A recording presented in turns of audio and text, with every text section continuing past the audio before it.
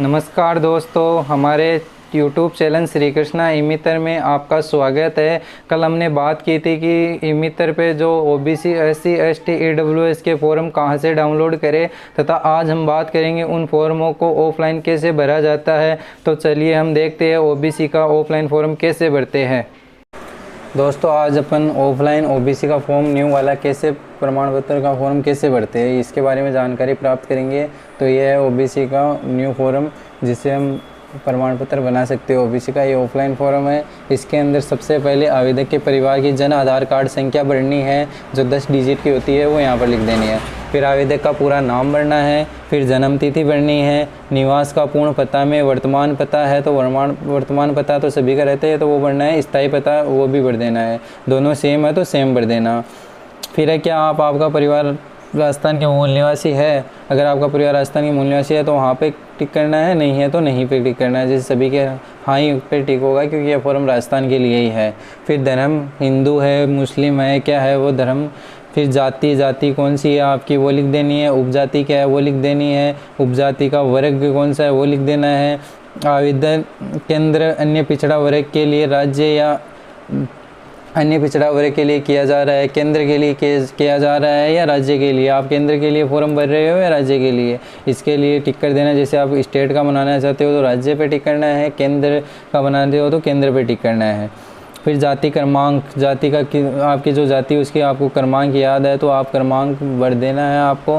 फिर आवेदक के पिता का नाम भरना है, फिर आवेदक की माता का नाम भरना है। फिर माता पिता का नाम ज्ञात नहीं होने की स्थिति, जैसे किसी के माता पिता की मृत्यु हो जाने पर उनके माता पिता नहीं होते हैं तो उसके जो लड़का या लड़की अपने परिवार में किसी के साथ में रह रही है संरक्षक, उस संरक्षक का नाम लिखा जाता है।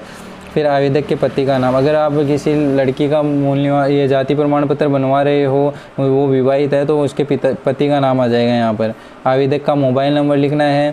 फिर माता पिता की परिस्थिति, यानी माता पिताजी आपके क्या काम करते हैं, इसमें बहुत सारे पद होते हैं, उसके अलग अलग जानकारी है। जो पद जिस पद पर कार्यरत है माता पिताजी वो आपको भरना है। जैसे पिताजी माताजी अगर सरकारी कर्मचारी है तो सेवा पद कौन सा पद है, पद का क्या नाम है, ये आपको लिखना है। उसके बाद में आपको यहाँ पर कौन से पद में कार्यरत है उसका विवरण देना है। फिर अंतर्राष्ट्रीय संगठन, उदाहरण संयुक्त राष्ट्र, यूनेस्को, विश्व स्वास्थ्य संगठन में नियोजन, जो अंतर्राष्ट्रीय संगठन में काम करते हैं जिनके पिताजी दो संगठन का नाम, पद का नाम वो भरनी है आपको। फिर पब्लिक सेक्टर क्रम आदि में नियोजन, जो पब्लिक सेक्टर में काम करते हैं उस संगठन का नाम वगैरह भरना है। जिस भी पोस्ट पे काम करते हो उसके आधार पे आप ये नाम पता लिख सकते हैं। फिर पैरामिलिट्री बलों को सम्मानित किए हुए सशस्त्र बल, पद का नाम। व्यवसाय वर्ग, जो ऊपर आ गए उनको छोड़कर अगर किसी व्यवसाय करते हैं, दूसरी कोई भी कारोबार उद्योग धंधे करते हैं तो आप उसका विवरण इसमें दे सकते हैं। अगर किसी के खेती है तो माता पिताजी तो वो खेती जोतने का आकार कितना है, संचित भूमि कितनी है, भूमि का प्रकार कौन सा है, असंचित भूमि है तो उसके बारे में टिक कर देना आपको। जो जानकारी आपको मांगी गई है वो जानकारी आपको भरनी है। किसी एक जानकारी भरनी है, आपको पूरी जानकारी नहीं भरनी है। इसके अंदर जो भी आपका माता पिताजी जो काम करते हैं वो भर देना है, सभी कॉलम आप अपने लिए अनिवार्य नहीं है। फिर नीचे की तरफ आप आओगे, 4 और 5 के अनुसार कानून अधिकतम सीमा क्षेत्र में कुल संचित जोत का प्रतिशत आपको, अगर आप कृषि करते हो तो संचित वो प्रतिशत कितना संचित प्रतिशत है फसल का वो लिखना है। नगरीय क्षेत्र या बस्ती में रिक्त भूमि ये खाली छोड़ देना है।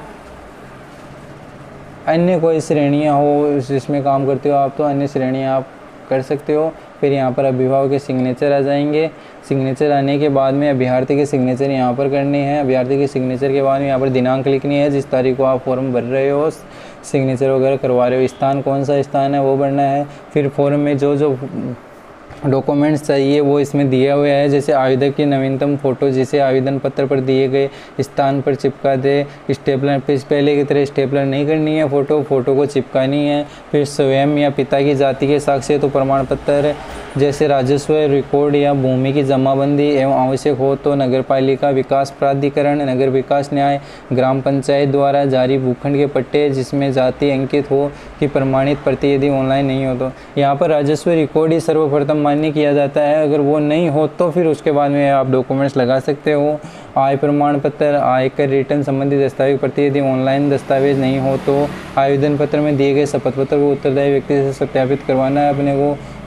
दो कर्मचारी कौन कौन हो सकते हैं? संसद सदस्य, विधानसभा सदस्य, राजकीय अधिकारी हो सकता है, कर्मचारी हो सकता है, जिला प्रमुख हो सकता है, प्रधान हो सकता है, जिला परिषद सदस्य हो सकता है, सरपंच हो सकता है अपने गांव का, ग्राम सेवक हो सकता है, पटवारी होता है, महापौर सचिव हो सकता है, नगर निगम सदस्य होता है, नगर पालिका हो सकती है, अध्यक्ष हो सकता है, स्कूल के हेडमास्टर हो सकता है, संबंधित पीएचसी सीएससी के डॉक्टर हो सकती है, बीडीओ हो सकता है, सहायक अभियंता हो सकता है।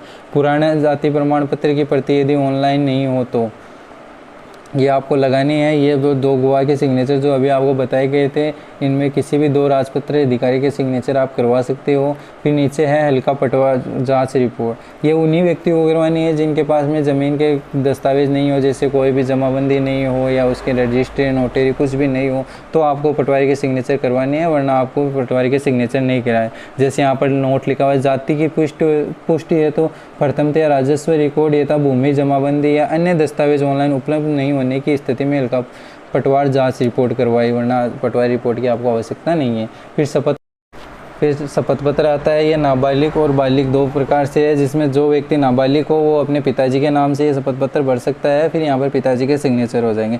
अगर बालिग है तो वो अपने स्वयं के नाम से ये शपथ पत्र भर सकता है, जैसे खुद का नाम, पिताजी का नाम, गांव का नाम, फिर गांव का नाम, फिर तहसील, जिला, कौन सी जाति है वो जाति लिख देनी है, कौन सा पद है, वार्षिक आय कितनी है, फिर अपने सिग्नेचर यहाँ पर कर देने हैं। तो दोस्तों आज हमने जाना कि ऑफलाइन फॉर्म कैसे भरते हैं तथा आपको ओबीसी SC ST के ऑफलाइन फॉर्म कहाँ से डाउनलोड करने हैं। अगर आपने वीडियो नहीं देखा है तो मैं डिस्क्रिप्शन में मैंने लिंक दे दिया है, वहाँ से आप जाके देख सकते हो कि ओबीसी SC ST के फॉर्म कहाँ से जाके डाउनलोड आप कर सकते हैं। आपको हमारा वीडियो अच्छा लगा है तो लाइक करें, शेयर करें एवं सब्सक्राइब करना न भूलें। हम मिलते हैं अब अगले वीडियो में।